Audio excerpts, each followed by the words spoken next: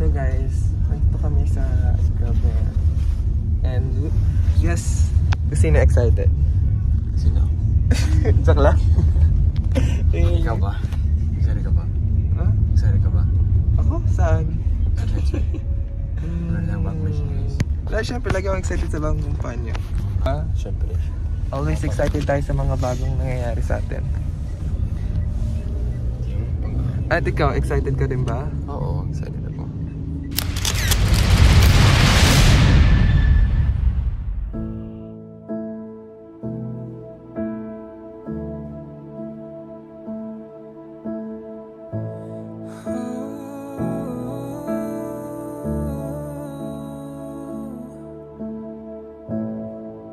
I'm tending to my garden.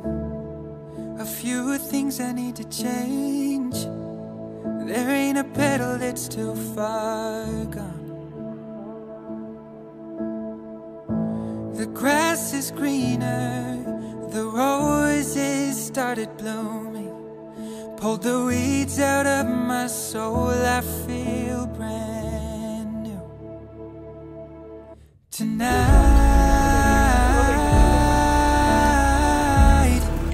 I call off the inner fire.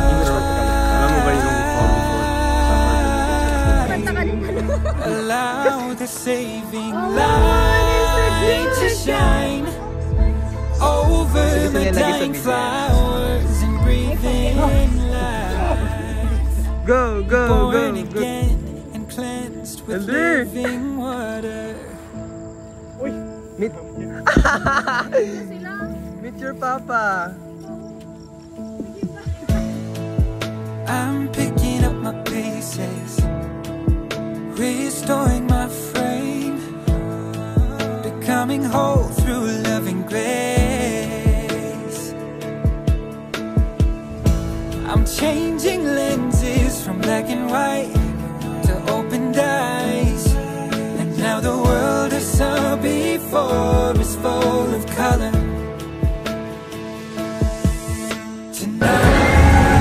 Hello anak, magandang umaga po sa iyo.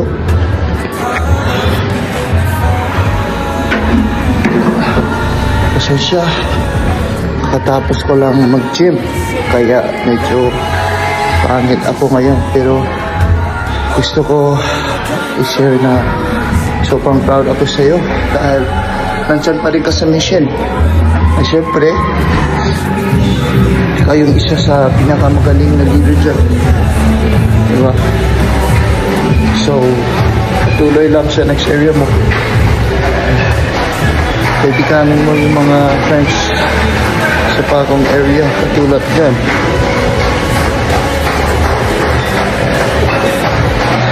So, enjoy ka. Mahal kita. Ingat ka lagi.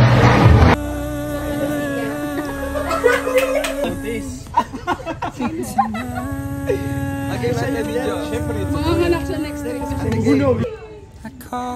Your message to them. Wala siyang anak.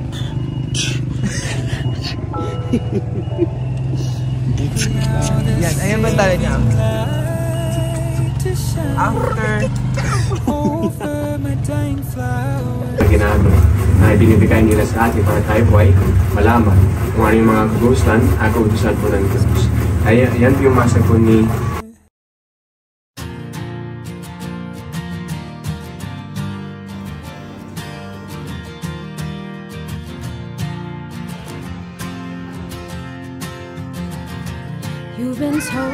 Hey Elder Lamlin, if you're watching this, then it probably means that it's time for goodbyes now.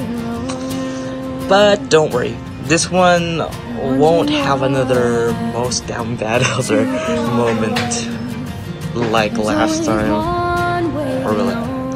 Anyways, dang, it's gonna be super duper weird not seeing you next P-Day or next DCM or next CTM or around your house. You know, I've come to just accept it that you're a part of this place. You were there the very first time as my very first time to work as the ZL, and like that means that you were basically the uncle or big brother that I looked up to and felt like had all the answers but was at times too embarrassed to ask about. And you know, we've just been a part of this place for so long that it feels weird that you're not gonna be here anymore. So it's the end of an era, I suppose, and now we have to say farewell. It was awesome, Elder Lamborn. You are awesome. Like, the work you've done here is absolutely amazing.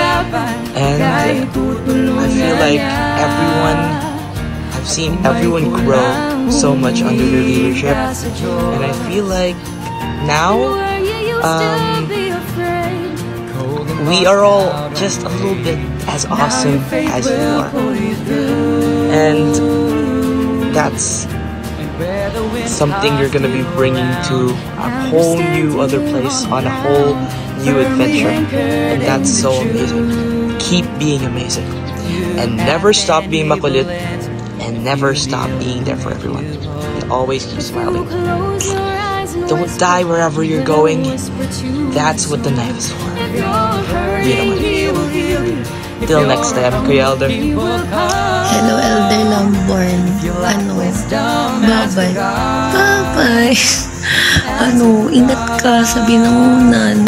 Mag-jeep ka. Ayun. Marami kang mabibless na souls there sa binangunan. And good luck sa next area mo. Ingat ka palagi. Yun lang. Bye-bye. Hi kay Elder Lamborn. Thank you sa service mo dito sa Taytay for 6 or 7 months, ganun. Matagal-tagal din. And thank you rin sa mga taong natulungan mo ma-receive yung waters of baptism. I'm sure na grateful sila sa'yo. And sana makapag-visit ka ng Taytay bago ka makauwi ng mission. And sana rin maging mabait ka na sa akin. Bye! So, Elder Lamborn, so it's been 6 months na pala nung na-assign ka dito sa Taytay. Pero parang kahapon lang, and sobrang bitin, sobrang bilis. And anyways, I just want to say thank you sa naging service mo dito sa Taytay. Hindi kami na-assign sa ward namin, pero sobrang na-feel namin yung pagmamahal mo sa Taytay first. And you're one of the coolest missionaries I've ever met. You're super chill, easy to get along with, and yung humor mo, pasok din naman sa Taytay humor. And so, I really admire how you share the gospel. Lalo na yung pagtatagalog mo, sobrang smooth niya na, and sobrang na-feel din namin yung pagmamahal na pinut na binigay mo sa pag-serve, and sobrang nakaka-inspire din yun, kaya sobrang proud kami sa'yo. And I know na yung next area mo, they are so blessed to have you there. And ayun lang, Elder, ingat palagi and see you around. Bye-bye. It's already 1:28 a.m.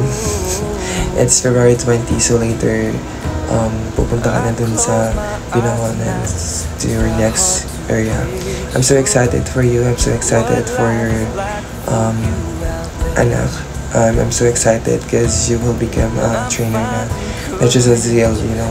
It's very hard talaga yung maging calling mo zone leader, and at the same time you will be a trainer, and also you will open the area because sobrang hirap talaga yan. But I know that Heavenly Father trusted you a lot, President trusted you a lot. I know that that calling is something that you will you will never forget. And I just wanted to let you know, Elder Lamborn, that I'm really, really grateful that I was able to meet a missionary like you. Your example is, hindi ko talaga makalimutan. And at the same time, you became one of my best friends talaga here at Taytay. And I will treasure them all talaga. Especially that you trust me a lot. Especially sa mga secrets, chika status. Like lately, I'm very glad talaga that yung trust na binigay mo sa akin about that. just continue who you are. Just continue, like, be humble, teachable, even though you will be a trainer and an AP soon. And just continue to learn. Just continue being like a trainee. Kahit I know na matagal ka na, you will learn a lot talaga. Yeah, wala lang, yun lang. Don't forget na nandito lang ako palagi. Kiko is always Kiko. Don't be shy. Don't hesitate to contact me if you need help. We're always here for you talaga.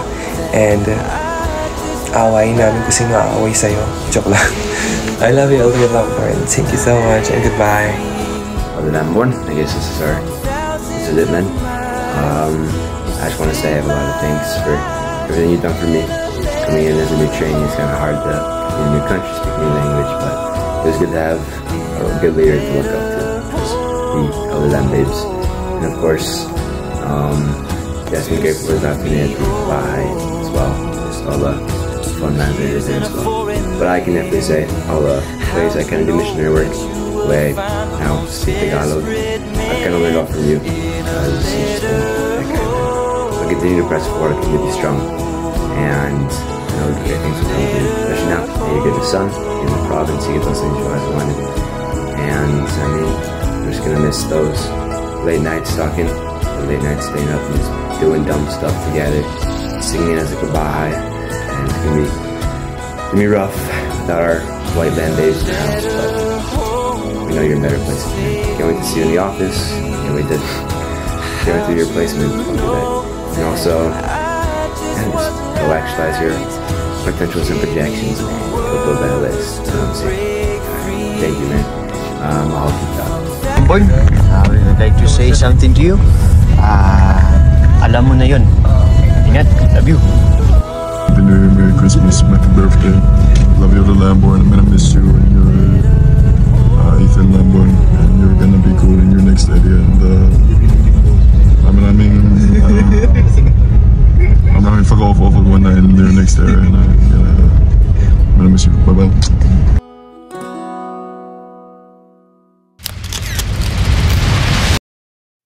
Hindi man araw-araw na nakahanap. So, Elder, ano ang first step sa pagluto ng beses adobo? na rin tayong humihindi. Di na mapilang ang ating mga tampuhan. Away ba't di natin di na namamalayan? Hindi naman, ganun ka. Eto tayo. Ngunit sa huli palagi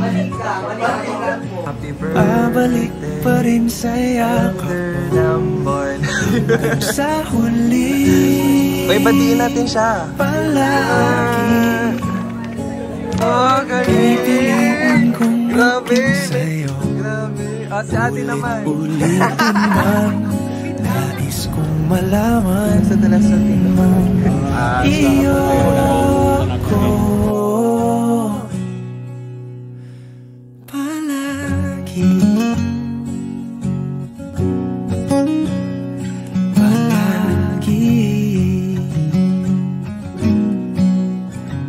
Kung balikan man ang hirap, luhat lahat, ikaw ang paborito kong desisyonan. Pag napaligiran ang ingay at ang gulo, di ko papapalit ngiti mo sa mundo. Eto tayo sa huli palagi babalik pa rin sa yakap mo. Sa huli palagi pipiliin kong maging sa'yo. Ulit-ulitin man nais kong malaman iyo ako.